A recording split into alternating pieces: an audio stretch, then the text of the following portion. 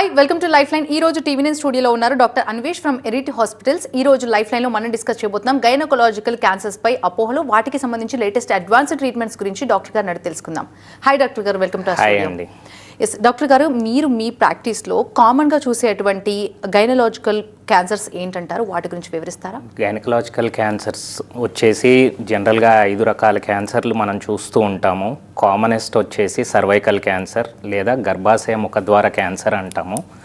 ఇది కామనెస్ట్. ఒకప్పుడు ఆడవాళ్ళలో ఇదే మోస్ట్ కామన్ క్యాన్సర్లా ఉండేది. ఇప్పుడు క్రమేణా బ్రెస్ట్ క్యాన్సర్లు పెరిగిపోవడం వల్ల ఇప్పుడు this is the second most common cancer. ఇది కాకుండా ఎండోమెట్రియల్ క్యాన్సర్స్ అంటే గర్భాశయం లోపల ఉండే పొర నుంచి వచ్చే క్యాన్సర్లు, లేకపోతే ఓవరీస్లో వచ్చే అండాశయ క్యాన్సర్లు, vaginal cancers and vulval cancers. ఈ 5 కామన్గా మనం చూసే గైనకలాజికల్ క్యాన్సర్స్. వీటిలో కూడా వల్వా వెజైనాలో చాలా రేర్గా వస్తుంటాయి. సో కామన్ ప్రాక్టీస్లో వచ్చేసి cervix, endometrium and ovary are the commonest cancers అండి. డాక్టర్ గారు, ఈ క్యాన్సర్స్ అనేవి ఎందుకు ఇంతలా పెరుగుతున్నాయి అనుకోవచ్చు? ఈ మధ్యకాలంలో వీటి గురించి చాలా ఎక్కువగా వింటున్నాం. రీజన్స్ ఏమనుకోవచ్చు? ఆహారపు అలవాట్లు, మన లైఫ్ స్టైల్ తాలూకా చేంజెస్ మీరు చూసినట్లయితే ఒకప్పటితో కంపేర్ చేసుకుంటే మన ఆహారపు అలవాట్లు బాగా మారిపోయినాయి. మన వర్కింగ్ స్టైల్, మెయిన్ ఒబేసిటీ బాగా పెరిగిపోయింది. ఒకప్పటితో చూస్తే ఇప్పుడు ఆడవాళ్ళలో ఈ అధిక కొవ్వు శాతం లేదా ఉబకాయం అనేది బాగా పెరిగిపోయింది. దానికి మన లైఫ్ స్టైల్ చేంజెస్, మనం తినే ఆహారము, fatty foods, processed foods, junk food, వీటన్నిటి వల్ల కూడా ఒబేసిటీ పెరిగిపోతుంది. అండ్ మోరోవర్ మన వర్కింగ్ ప్యాటర్న్ కూడా ఒకప్పుడు కష్టపడి పని చేసుకుని ఇలా ఉండేవాళ్ళం. వీఆర్ అక్లిమటైజ్ టు సిట్టింగ్ పోస్చర్, అంటే కూర్చొని పని చేసే అలవాటు వల్ల కూడా వెయిట్ గెయిన్ అనేది కామన్గా అవుతున్నాము. సో ఆడవాళ్ళలో కూడా ఈ weight gain is the main reason along with hormonal imbalances. వీటి వల్లే మనకి ఎండోమెట్రియల్ క్యాన్సర్స్, ఓవేరియన్ క్యాన్సర్స్ బాగా పెరుగుతున్నాయి. బట్ మనం కాలక్రమంలో చూసుకున్నట్లయితే లాస్ట్ 10-15 ఇయర్స్లో ఇవి ఎంతైతే పెరిగినాయో సర్వైకల్ క్యాన్సర్స్ తగ్గుతూ వచ్చినాయి. ఎందుకంటే సర్వైకల్ క్యాన్సర్స్ రావడానికి కారణం హెచ్పివి ఇన్ఫెక్షన్స్.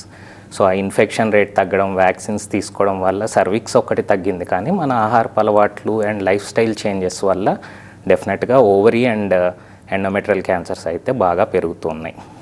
డాక్టర్ గారు, మీరు చెప్పినట్టుగా లైఫ్ స్టైల్ మోడిఫికేషన్స్ వల్ల ఒబేసిటీ అవ్వచ్చు, ఇన్హార్మోనల్ బ్యాలెన్స్ అవ్వచ్చు, ఇంబ్యాలెన్స్ అవ్వడం వల్ల ఇటు ఎండోమెట్రియల్ క్యాన్సర్కి ఎలా ఇంపాక్ట్ చేస్తాయంటారు? ఇది ఇప్పుడు మీరు చూసుకున్నట్లయితే మనకి బాడీలో ఆడవాళ్ళు ఈస్ట్రోజన్ అనేది ఓవరీస్ ఒక్కదాని నుంచే కాదు, ఫ్యాట్ నుంచి కూడా ఈస్ట్రోజన్ అనేది ప్రొడ్యూస్ అవుతుంది. అంటే బాడీలో ఉండే ఫ్యాట్ని అరోమటేజ్ అనే ఎంజైము ఈస్ట్రోజన్ కింద మారుస్తుంది. సో ఆడవాళ్ళు ఎప్పుడైతే ఈ కొవ్వు పేరుకుపోవడం, లావు, వెయిట్ గెయిన్ అవ్వడం వల్ల డెఫినెట్గా ఈస్ట్రోజన్ అనేది పెరిగిపోతూ ఉంటుంది. సో ఆ హై ఈస్ట్రోజన్ లెవెల్స్ ఉన్నప్పుడు మనకి నెలసర్లు అనేవి కరెక్ట్గా రావు.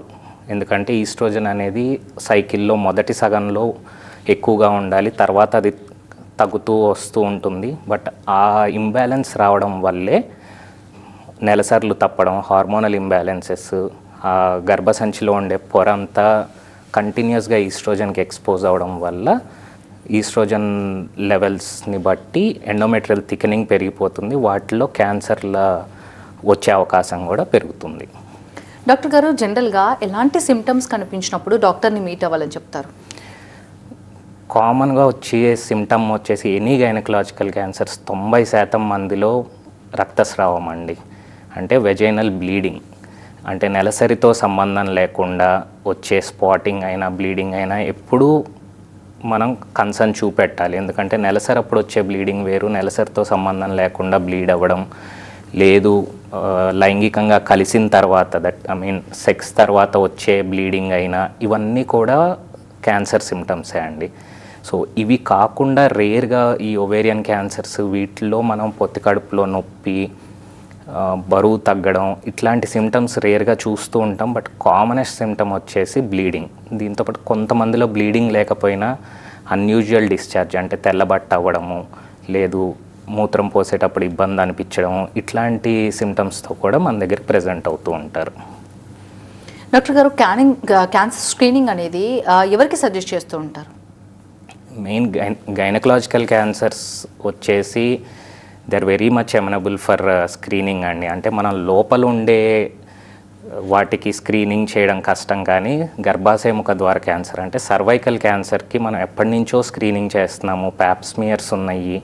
సో ఇలాంటి వాటికి ప్యాప్స్మియర్ ద్వారానే మనం వెరీ ఎర్లీ స్టేజ్లో, అంటే క్యాన్సర్ కింద మారని దశలో కూడా మనం సర్విక్స్లో ఉండే సెల్స్ని ప్యాప్స్మియర్ ద్వారా తీసి స్క్రీన్ చేయడానికి వెసులుబాటు ఉంది. So definitely one of the most preventable cancer is cervical cancer, ఎందుకంటే దానికి వ్యాక్సినేషన్ ఉంది, స్క్రీనింగ్ కూడా ఉంది. బట్ అన్ఫార్చునేట్లీ మిగతా gynaecological cancers like endometrial cancer ఉంది, దెర్ ఈజ్ నో స్క్రీనింగ్. అంటే బ్లీడ్ అయ్యి పేషెంట్ మన దగ్గరికి ఇబ్బందితో వస్తే తప్పించి మనం దాన్ని స్క్రీన్ చేసి గుర్తించడం అనేది కష్టం. ఓవరీ క్యాన్సర్ కూడా అలానే, పేషెంట్ సిమ్టమ్తో వస్తే మనం గుర్తించగలం, కానీ సర్వైకల్ క్యాన్సర్ అనేది మనకి వెరీ మచ్ యాక్సెసిబుల్. అంటే ఇంకా సిమ్టమ్స్ కూడా రాకముందే మనం గవర్నమెంట్ కూడా ప్రతి 3 ఏళ్ళకు ఒకసారి 21 ఇయర్స్ తర్వాత ఆడవాళ్ళకి కంపల్సరీగా ప్యాప్స్మియర్ చేయించుకోమని రికమెండ్ చేస్తుంది. సో దీనివల్ల డెఫినెట్గా మనం క్యాన్సర్ రాకముందే దాన్ని ఐడెంటిఫై చేయగలుగుతున్నాం. డాక్టర్ గారు, ఈ క్యాన్సర్ స్క్రీనింగ్ అనేది ఎవరు చేయించుకోవచ్చు అంటారు డాక్టర్ గారు? డాక్టర్ సజెస్ట్ చేస్తేనే చేయించుకోవాలా, లేదంటే దానికి ప్రాసెస్ ఏ విధంగా ఉంటుంది? సజెస్ట్ చేస్తేనే అని కాదండి, సర్వైకల్ క్యాన్సర్కి అయితే మా రికమెండేషన్ కూడా 21 సంవత్సరాల తర్వాత పైబడిన ఆడవాళ్ళందరూ ప్రతి 3 ఏళ్ళకు ఒకసారి ప్యాప్స్మియర్ అనేది చేయించుకోవాలి.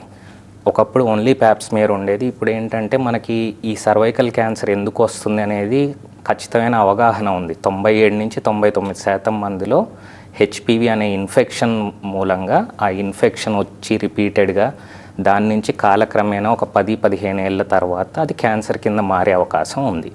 కాబట్టి హెచ్పివి డిఎన్ఏ టెస్టింగ్ కూడా ప్యాప్స్మియర్తో పాటు చేస్తున్నాం. సో 2 కలిపి చేయించుకున్నప్పుడు అయితే 5 ఏళ్ళకు ఒకసారి చేయించుకున్నా మనకి ముందుగానే ఇన్ఫెక్షన్ ఉందా లేదా అనేది తెలుస్తుంది. కాబట్టి యాక్టివ్ ఇన్ఫెక్షన్ ఉన్నప్పుడు దాన్ని ట్రీట్ చేసుకోవడం, ఇన్ఫెక్షన్ ఉన్న వాళ్ళకి 10 to 15 ఇయర్స్ తర్వాత క్యాన్సర్ కింద అది మారే అవకాశం ఉంటుంది. కాబట్టి ఇంకొంచెం విగరస్గా ఫాలోఅప్ చేసుకోవడం లాంటివి చేసుకోవచ్చు.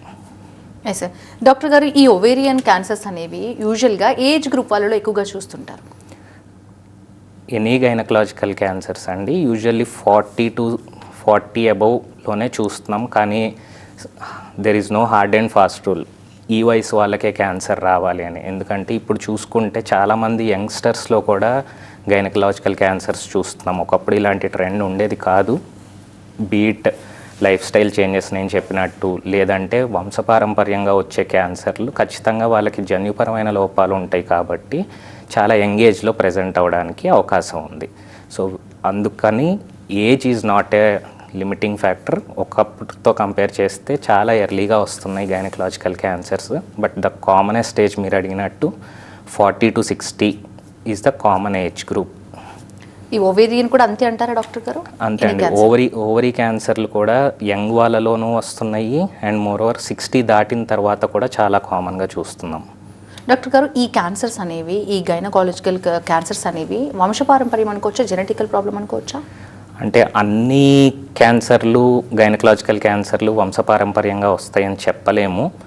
మనం స్టాటిస్టిక్స్ తీసుకున్నట్లయితే ఒక 10 నుంచి 15% గైనకలాజికల్ క్యాన్సర్లకి వంశపారంపర్యంగా వచ్చే అవకాశం ఉంది. అందులో కూడా ఒక 5% మాత్రమే మనం ఖచ్చితంగా ఈ జన్యుపరమైన లోపం ఉంది వీళ్ళకి, వాళ్ళ ఫ్యామిలీలో ఈ మ్యుటేషన్స్ ఉన్నాయి కాబట్టి వస్తుంది అని ఖచ్చితంగా చెప్పగలం. అది కూడా స్పెసిఫిక్గా ఇప్పుడు ఓవరీ క్యాన్సర్స్, బ్రెస్ట్ క్యాన్సర్స్ కామన్గా చూస్తున్నాం. ఇవన్నీ బ్రాకా జీన్ అనే ఒక మ్యుటేషన్ వల్ల ఆ వంశంలో వస్తుంటుంది. సో వాళ్ళ ఫ్యామిలీలో ఎవరికన్నా వచ్చినప్పుడు ముందుగానే మనం జన్యుపరమైన టెస్ట్ చేపిస్తాం. ఈ జెనెటిక్ టెస్ట్లో మనకి ఆ మ్యుటేషన్ లాంటిది ఏమన్నా ఉంది అని ఖచ్చితంగా మనం తెలుసుకోగలిగితే వాళ్ళ ఫ్యామిలీని కూడా ముందు నుంచే స్క్రీన్ చేసుకోవడానికి అవకాశం ఉంటుంది. అలానే ఎండోమెట్రియల్ క్యాన్సర్స్లో కూడా లించ్ సిండ్రోమ్ అంటాము. ఎండోమెట్రియల్ క్యాన్సర్, కోలాన్ క్యాన్సర్ ఇవన్నీ కలిపి ఫ్యామిలీస్లో వస్తూ ఉంటాయి. సో ఇవన్నీ మనం ఈ మధ్య తరచుగా చూస్తున్నాము. సో వాళ్ళ ఫ్యామిలీలో ఉంది, ఒకళ్ళకి వచ్చింది అంటే జెనెటిక్ టెస్టింగ్ చేయించుకొని అది తర్వాత జనరేషన్స్కి వచ్చే అవకాశం ఉందా లేదా కూడా మనం ముందుగానే ఐడెంటిఫై చేయగలం. డాక్టర్ గారు ఇందాక మీరు చెప్పారు పీరియడ్స్తో సంబంధం లేకుండా కొంతమందికి బ్లీడింగ్ అవుతుందని, అది కూడా ఒక సిమ్టమ్గా భావించవచ్చు, కొంతకాలం తర్వాత అది క్యాన్సర్గా మారే అవకాశం కూడా ఉంటుందని. సో ఎలాంటి లక్షణాలు, ఎలాంటి సిమ్టమ్స్ కనిపించినప్పుడు డాక్టర్ని కన్సల్ట్ అవ్వాలి అండ్ ఎర్లీగా డయాగ్నోస్ చేయడం వల్ల ఈ ట్రీట్మెంట్కి ఎంతవరకు హెల్ప్ అవుతుంది అనుకోవచ్చు? ఖచ్చితంగా అండి. ఎర్లీ డయాగ్నోసిస్ అనేది ఎందుకు ఇంపార్టెంట్ అంటే ఎస్పెషల్లీ గైనకలాజికల్ క్యాన్సర్స్లో it is a game changer. అందు గురించే మనం ఎప్పటి నుంచో ఈ గైనకలాజికల్ క్యాన్సర్స్, సర్వైకల్ క్యాన్సర్స్కి స్క్రీనింగ్ అనేది అడాప్ట్ చేసుకున్నాం. సో స్క్రీన్ చేయడం వల్ల పేషెంట్కి లేదా నార్మల్ ఒక ఉమెన్కి ఇంకా ఇబ్బందులు మొదలవకముందే అది ఏంటి అనేది మనం ఖచ్చితంగా గుర్తించే అవకాశం ఉంది కాబట్టి ట్రీట్మెంట్ కూడా చాలా ఈజీ అవుతుంది. ఫర్ ఎగ్జాంపుల్ ఓవరీ క్యాన్సర్స్కి అలాంటి అవకాశం లేదు. So most of them stage 3లో ప్రజెంట్ అవుతారు మన దగ్గరికి. వేరే సర్వైకల్ క్యాన్సర్స్ రెగ్యులర్గా స్క్రీన్ చేసుకునే వాళ్ళైతే ఇంకా క్యాన్సర్ కింద మారని దశ లేదంటే ఎర్లీ స్టేజ్ 1 క్యాన్సర్తోనే మన దగ్గరికి ప్రజెంట్ అవుతారు. అలాంటప్పుడు కీమోథెరపీ, రేడియేషన్ లాంటి ట్రీట్మెంట్స్ లేకుండా కేవలం చిన్న సర్జరీతోనే కంప్లీట్గా క్యాన్సర్ని క్యూర్ చేయడానికి మనకు అవకాశం ఉంటుంది. సో ఎర్లీ డయాగ్నోసిస్ వల్ల మన ట్రీట్మెంట్ ఈజీ అవుతుంది, హాస్పిటల్ స్టే తగ్గుతుంది, పేషెంట్ పైన ఫైనాన్షియల్ బర్డెన్ కూడా తగ్గుతుంది. ఎందుకంటే ఇన్ని ట్రీట్మెంట్స్ తీసుకోవాలి అంటే they will be vexed up, ఒకటి సైకలాజికల్గా అండ్ ఫైనాన్షియల్గా. సో ఎర్లీ స్టేజ్లో కనుక మనం గుర్తించగలిగితే వాళ్ళకి ఖర్చు తగ్గించిన వాళ్ళం అవుతాం, హాస్పిటల్ స్టే తగ్గించిన వాళ్ళం అవుతాము అండ్ మోర్ ఓవర్ సర్వైవల్ని పెంచగలుగుతాం. ఎందుకంటే అడ్వాన్స్డ్ స్టేజ్లో వచ్చే క్యాన్సర్లు ఎంత ట్రీట్ చేసినా మళ్ళీ తిరిగి వచ్చే అవకాశం అంటే రీఅకరెన్స్ ఆఫ్ క్యాన్సర్ ఖచ్చితంగా ఉంటుంది. కనీసం ఒక 20 to 30% మందిలో. ఓవరీ క్యాన్సర్స్లో అయితే ఆల్మోస్ట్ 40% మందిలో there is a recurrence chance in advanced cases. So అలా జరగకుండా ఎర్లీ స్టేజ్లోనే గుర్తిస్తే cure rate is almost more than 90%. So డెఫినెట్గా ఎర్లీ డయాగ్నోసిస్ అనేది ఈ గైనకలాజికల్ క్యాన్సర్స్లో చాలా ఇంపార్టెంట్ రోల్ ప్లే చేస్తుంది. డాక్టర్ గారు, ఈ క్యాన్సర్లకి, ఈ గైనకలాజికల్ క్యాన్సర్స్కి సర్జరీ అవసరం అంటారా? ఖచ్చితంగా అన్ని క్యాన్సర్లకి అందరికీ సర్జరీ చెయ్యాలి అని ఏం లేదు. మోస్ట్లీ ఇప్పుడు మనం చూసుకున్నట్లయితే గర్భాశయం లోపల వచ్చే క్యాన్సర్లు, దట్ ఈస్ ఎండోమెట్రియల్ క్యాన్సర్స్ లేదంటే ఓవరీ క్యాన్సర్స్లో surgery is the main treatment. ఎందుకంటే మనం సర్జరీ చేసి ఓవరీస్ని, యూట్రస్ని తీసేసిన తర్వాత మనం స్టేజ్ చేసుకుంటాం ఎక్కడ దాకా స్ప్రెడ్ అయింది డిసీజ్ అనే దాన్ని బట్టి మన ఫర్దర్ ట్రీట్మెంట్ అనేది డిసైడ్ అవుతుంది. యూజువల్గా ఎర్లీ స్టేజెస్లో ఎక్కడికి స్ప్రెడ్ అవ్వలేదు అంటే మన సర్జరీయే మెయిన్ మొడాలిటీ ఆఫ్ ట్రీట్మెంట్. సర్జరీతోనే కంప్లీట్గా క్యూర్ చేయగలుగుతున్నాం. వేరేస్ ఆల్రెడీ స్ప్రెడ్ అయింది, లింఫ్ నోడ్స్కి స్ప్రెడ్ అయినా లేకపోతే వేరే చుట్టుపక్కల ఉన్న పొరలకి ఎక్కడికన్నా స్ప్రెడ్ అయింది అంటే వాళ్ళకి తర్వాత కీమోథెరపీ కానీ రేడియేషన్ కానీ ఇవ్వాల్సిన అవసరం ఉంటుంది. డాక్టర్ గారు, కీమోథెరపీ అండ్ రేడియేషన్ థెరపీ అనేది ఏ స్టేజ్లో ఉన్న వాళ్ళకి సజెస్ట్ చేస్తుంటారు? యూజువల్గా స్టేజ్ 2, స్టేజ్ 3 వాళ్ళకి, ఫర్ ఎగ్జాంపుల్ ఎండోమెట్రియల్ క్యాన్సరే ఉంది, సర్జరీ చేసిన తర్వాత మనం స్టేజ్ 2, స్టేజ్ 3 అనుకుంటే ఖచ్చితంగా రేడియేషన్, కీమోథెరపీ యాడ్ చేయాల్సి ఉంటుంది. సర్వైకల్ క్యాన్సర్స్ అయినా అంతే. మీరు ఇందాక అడిగినట్టు cervical cancer is one of the cancers where surgery అవసరం లేకుండా కూడా మనం ట్రీట్ చేయగలం. వాళ్ళలో ఏంటి అంటే ఈ కీమోథెరపీ అండ్ రేడియేషనే మెయిన్ ట్రీట్మెంట్. ఎక్సెప్ట్ మనం ఎర్లీ స్టేజ్లో గుర్తించి స్టేజ్ 1లో ఉన్నారు, ఒక్క సర్జరీతో మొత్తం క్లియర్ చేయగలం అనుకుంటే సర్జరీ చేస్తాం. లేదంటే వాళ్ళకి దాదాపుగా 80% క్యూర్ రేట్ ఉంటుంది కీమోథెరపీ అండ్ రేడియేషన్ ఒక్కదాంతోనే, సర్జరీ లేకుండా. డాక్టర్ గారు, జనరల్గా సర్జరీ చేయించుకుంటే తల్లి అవుతామో లేదో, ఆ ఛాన్స్ ఉంటుందో లేదో, జీవితంలో అమ్మాని పిలిపించుకుంటామో లేదో, ఇలా రకరకాల డౌట్స్ ఉంటాయి. వాళ్ళకి మీరు ఏం చెప్తారు సార్? డెఫినెట్గా అంటే గైనకలాజికల్ క్యాన్సర్స్ అనేవి అండాశయంలో, గర్భసంచిలో వస్తాయి కాబట్టి మోస్ట్ ఆఫ్ ద పేషెంట్స్లో అవి తీసేయాల్సిన అవసరం వస్తుంది. అలానే అందరికీ ఖచ్చితంగా తీసేయాలి, తల్లి అవ్వలేరు అనేది లేదు. ఎందుకంటే ఒకప్పుడు చూసుకుంటే 50-60 ఏళ్ళ వయసులో ఈ క్యాన్సర్లు వచ్చాయి కాబట్టి ఈ ఫర్టిలిటీ మీద ఫోకస్ అనేది పెద్దగా ఉండేది కాదు. బట్ ఇప్పుడు young patients 30s, 35 years age గ్రూప్లోనే మనకి క్యాన్సర్స్తో ప్రజెంట్ అవుతున్నప్పుడు ఖచ్చితంగా వాళ్ళలో ఇలాంటి అనుమానాలు ఉండడం సహజం. అంటే ఇప్పుడు ఈ ఆపరేషన్ తర్వాత మరి పిల్లలు పుట్టరు కదా అని.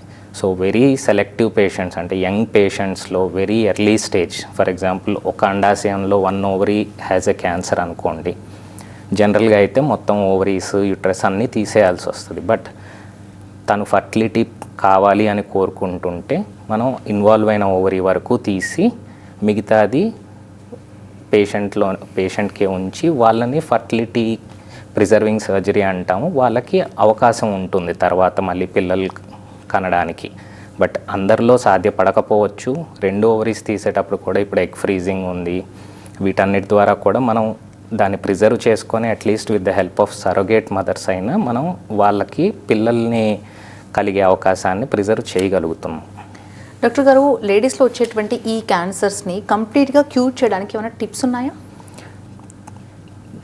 చెప్పాను కదా, జనరల్గా ఏంటంటే లైఫ్ స్టైల్ చేంజెస్ వల్ల వస్తున్నాయి కాబట్టి డెఫినెట్గా మన అలవాట్లకి సంబంధించిన క్యాన్సర్ ఇది. చాలా వరకు మిగతా నాన్ గైనకలాజికల్ క్యాన్సర్స్ ఎందుకు వస్తున్నాయి ఏంటి అనేది చాలా వాటికి రీజన్స్ ఉండవు. బట్ గైనకలాజికల్ క్యాన్సర్స్ వచ్చేసి ఎస్పెషల్లీ ఇప్పుడు పెరుగుతున్న endometrial and ovarian cancers are because of lifestyle changes. So fatty foods తగ్గించడం, జంక్ ఫుడ్, ప్రాసెస్డ్ ఫుడ్స్ తగ్గించడం, వెయిట్ కంట్రోల్లో పెట్టుకోవడం, రెగ్యులర్ ఎక్సర్సైజ్ చేయడం, ఇవన్నీ ఇలాంటి టిప్స్ ఫాలో అయినప్పుడు డెఫినెట్గా మనం ఒబెసిటీని, హార్మోనల్ ఇంబ్యాలెన్స్ని అవాయిడ్ చేయగలుగుతాము. తద్వారా వచ్చే క్యాన్సర్స్ ఇన్సిడెన్స్ కూడా తగ్గుతుంది. At the same time cervical cancers already తగ్గుతున్నాయి, ఇంకా తగ్గాలి అని కోరుకుంటున్నాం. ఎందుకంటే దానికి సంబంధించిన వ్యాక్సిన్స్ వచ్చినాయి, స్క్రీనింగ్ ఆల్రెడీ ఉంది. వీటన్నిటిని ఫాలో అవడం అండ్ సేఫ్ సెక్షువల్ ప్రాక్టీసెస్, ఎందుకంటే హెచ్పివి ఇన్ఫెక్షన్ అనేది లైంగికంగా సంక్రమించే ఇన్ఫెక్షన్. సో ఆ వైరస్ లైంగికంగా సంక్రమిస్తుంది కాబట్టి సెక్షువల్ ప్రాక్టీస్ అప్పుడు కాండం వాడడము, సేఫ్గా సెక్స్లో పాల్గొనడం, ఇలాంటి టిప్స్ ఫాలో అయినప్పుడు డెఫినెట్గా హెచ్పివి ఇన్ఫెక్షన్ రిస్క్ అనేది తగ్గుతుంది. తద్వారా క్యాన్సర్ రిస్క్ కూడా తగ్గుతుంది. డాక్టర్ గారు, హెచ్పివి గురించి ప్రస్తావించారు కాబట్టి ఆ టెస్ట్ అనేది ఎవరు చేయించుకోవాలి? అసలు ఆ టెస్ట్ ప్రాసెస్ ఏ విధంగా ఉంటుంది? హెచ్పివి ఎవరు చేయించుకుంటే బెటర్ అంటారు? సేమ్ అండి, 30 ఏళ్ళ తర్వాత జనరల్గా రికమెండ్ చేస్తాము. ఎందుకంటే that is the active period with ఎప్పుడైతే సెక్షువల్ కాంటాక్ట్ ఉంటుంది, ఇన్ఫెక్షన్ రిస్క్ ఎక్కువ ఉంటుంది. కాబట్టి 30 సంవత్సరాల నుంచి పైబడిన ఆడవాళ్ళకి ప్రతి 5 ఏళ్ళకు ఒకసారి ప్యాప్స్మియర్తో పాటు హెచ్పివి డిఎన్ఏ టెస్టింగ్ కూడా చేయించుకోమని సజెస్ట్ చేస్తాము. సో దట్ మనకి హెచ్పివి ఇన్ఫెక్షన్ ఉంది అంటే ముందు దశలోనే దాన్ని ట్రీట్ చేసుకుంటే అది క్యాన్సర్ కింద మారే అవకాశం తగ్గుతుంది. Yes sir. డాక్టర్ గారు, ఎరీడ్ హాస్పిటల్స్లో ఉన్న అడ్వాన్స్డ్ సర్జికల్ మొడాలిటీస్ గురించి వివరిస్తారు? ఒకప్పుడుతో కంపేర్ చేసుకుంటే సర్జికల్ మొడాలిటీస్ బాగా అడ్వాన్స్ అయినాయి. నాట్ ఓన్లీ టెక్నాలజీయే కాదు, టెక్నిక్స్ కూడా అడ్వాన్స్ అయినాయి. మనం ఒకప్పుడు చూసుకుంటే గైనకలాజికల్ క్యాన్సర్స్ అంటే మొత్తం పెద్ద సర్జరీ చేసి ఓపెన్ చేసి పేషెంట్ రికవర్ అవ్వడానికి 1 వారం నుంచి 10 రోజులు పట్టేది, అన్ని రోజులు హాస్పిటల్లో ఉండాలి, పెయిన్ ఇవన్నీ ఉండేవి. దీనికి భయపడే చాలామంది క్యాన్సర్ సర్జరీ అంటే వెనకడుగు వేసేది. బట్ ఇప్పుడు చూసుకున్నట్లయితే there are lot of advances. For example laparoscopy వచ్చింది. సో కీ హోల్ ద్వారానే 3 to 4 స్మాల్ హోల్స్ ద్వారా కంప్లీట్గా సర్జరీ చేసి బయటికి తీసేస్తున్నాం. అండ్ ఇప్పుడు ఇంకా రీసెంట్గా రోబోటిక్ సర్జరీ వచ్చింది. సో రోబోట్ సహాయంతో ఇంకా చిన్న రంధ్రాల ద్వారా కాంప్లెక్స్ సర్జరీస్ అన్నీ చేయగలుగుతున్నాం. సో దీనివల్ల పేషెంట్ హాస్పిటల్ స్టే అయినా, రికవరీ అయినా, ఒకప్పుడు నెలలు రికవరీ టైం ఉండేది, ఇప్పుడు 4 to 5 డేస్లో పేషెంట్ మళ్ళీ తిరిగి వర్క్ ప్లేస్కి వెళ్ళి వాళ్ళ పని వాళ్ళు చేసుకునేగలిగేలాగా చేయగలుగుతున్నాం. వీటితో పాటు ఓవేరియన్ క్యాన్సర్స్కి కూడా హైపెక్ అని చేస్తున్నాము. సో హైపెక్ అంటే అడ్వాన్స్డ్ స్టేజెస్లో మనం ఎంత సర్జరీ చేసినా మళ్ళీ తిరిగి వచ్చే అవకాశం ఒక 40% అయినా ఉంటుంది. సో అలాంటి వాళ్ళలో డైరెక్ట్గా కీమోథెరపీ ఆపరేషన్ టైంలోనే పొట్టలో ఇవ్వడం వల్ల తిరిగి క్యాన్సర్ వచ్చే అవకాశం దాదాపుగా సగం పైనే తగ్గుతుంది. సో ఇలాంటి అడ్వాన్సెస్ అన్నీ వచ్చిన తర్వాత డెఫినెట్గా పేషెంట్ ట్రీట్మెంట్ సక్సెస్ రేట్ కానీ సర్వైవల్ కానీ చాలా వరకు ఇంప్రూవ్ అయినాయి లాస్ట్ 10 to 20 ఇయర్స్లో. డాక్టర్ గారు, సర్జరీ తర్వాత ఈ ప్రాబ్లం కంప్లీట్గా క్యూర్ అయిందని అనుకోవచ్చా, లేదంటే రికర్ అయ్యే ఛాన్సెస్ కూడా ఉంటాయా? ఉంటాయండి. అంటే అందరిలో వస్తాయి అని కాదు, బట్ ఓవరీ క్యాన్సర్స్ అనేవి చాలా వరకు ఒక 30-40% మందిలో రీఅక్కర్ అయ్యే ఛాన్స్ ఉంటుంది, ఎస్పెషల్లీ అడ్వాన్స్డ్ కేసెస్లో. ఈవెన్ సర్విక్స్ ఎండోమెట్రియం కూడా అంతమందిలో రాకపోవచ్చు, కానీ ఒక 10-15% మందిలో అయితే రీఅకరెన్స్ ఛాన్స్ ఉంటుంది స్టేజ్ని బట్టి. కాబట్టి ఖచ్చితంగా ఆపరేషన్ అయినా కీమోథెరపీ రేడియేషన్ ఏది చేయించుకున్నా దాని తర్వాత మనం ఖచ్చితంగా పేషెంట్ని ఫాలోఅప్లో పెట్టుకోవడం, రెగ్యులర్గా పరీక్షలు చేయించుకోవడం 3 నెలలకు ఒకసారి 6 నెలలకు ఒకసారో, తద్వారా మనం ఏమన్నా మళ్ళీ తిరిగి వచ్చే అవకాశం ఉంటే వెరీ ఎర్లీగా దాన్ని డిటెక్ట్ చేసి క్యూర్ చేయడానికి ఛాన్స్ ఉంటుంది మనకి. డాక్టర్ గారు, ఈ మధ్య కాలంలో లైక్ సర్జరీ తర్వాత వ్యాక్సినేషన్ కూడా తీసుకుంటున్నారు, కొంత అవగాహన అయితే వచ్చింది. దానివల్ల దీన్ని ఎంతవరకు రాకుండా ఆపగలమంటారు? అసలు ఛాన్స్ ఉందంటారా? డెఫినెట్గా అండి, వ్యాక్సిన్ ఈజ్ వెరీ ఎఫెక్టివ్. అంటే ఇప్పుడు చూసుకుంటే మీరు మీడియాలో అయినా సోషల్ మీడియాలో అయినా ఎక్కడైనా we are hearing a lot about vaccination. ఇది ఎప్పటి నుంచో ఉంది, బట్ జనాల్లో అవగాహన అనేది ఈ రీసెంట్ ఇయర్స్లో బాగా పెరిగింది. మనం డిస్కస్ చేసుకున్నట్టు ఈ సర్వైకల్ క్యాన్సర్ అనేది ఇన్ఫెక్షన్ రిలేటెడ్ క్యాన్సర్. సో ఆ ఇన్ఫెక్షన్ని ఆపగలిగితే మనం ఖచ్చితంగా క్యాన్సర్ని కూడా ఆపగలుగుతాం. సో సెక్షువల్ ఎక్స్పోజర్కి ముందే మనం జనరల్గా 9 నుంచి 14 ఏళ్ళ ఆడపిల్లలకి వ్యాక్సినేషన్ ఇవ్వమని రికమెండ్ చేస్తున్నాం. సో వాళ్ళకు వచ్చేసి 2 డోసెస్ ఇస్తామండి. ఆ 2 డోసెస్ సరిపోతుంది to prevent future HPV infection. వెరస్ ఆల్రెడీ 14 ఇయర్స్ దాటిపోయినా ఆర్ పెళ్ళైపోయి యాక్టివ్గా సెక్షువల్ లైఫ్ ఉన్నా కూడా ఆల్రెడీ ఇన్ఫెక్షన్ వచ్చే అవకాశం ఉంటుంది, కాబట్టి వాళ్ళకి మాత్రం 3 డోసెస్ సజెస్ట్ చేస్తామండి. రైట్, థ్యాంక్ యూ డాక్టర్ గారు, థ్యాంక్స్ ఫర్ బీయింగ్ హియర్. ఇది వాటి లైఫ్ లైన్. చూస్తూనే ఉండండి TV9.